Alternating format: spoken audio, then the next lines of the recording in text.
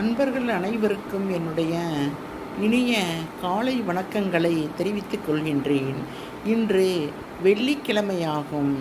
வெள்ளிக்கிழமை நமக்கு சுக்கிர பகவானின் அருள் கிடைக்க நாம் சொல்ல வேண்டிய மந்திரம் ஒன்று உள்ளது.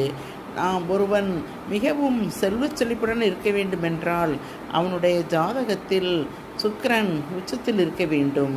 அதனால்தான் ஒரு செல்வந்தனை பார்த்து அவனுக்கு சுக்கிர திசை அடிக்கிறது என்று சொல்லுவோம். அவ்வாறு ஒருவருடைய ஜாதகத்தில் சுக்கிரன் உச்சகட்டத்தில் இல்லாவிட்டாலும் சுக்கிர காயத்ரி மந்திரத்தை சொல்லுவதன் மூலம் நாம் செல்வ வளங்களை மற்றும் அனைத்து வளங்களையும் நம்முடைய வாழ்க்கையில் பெறலாம்.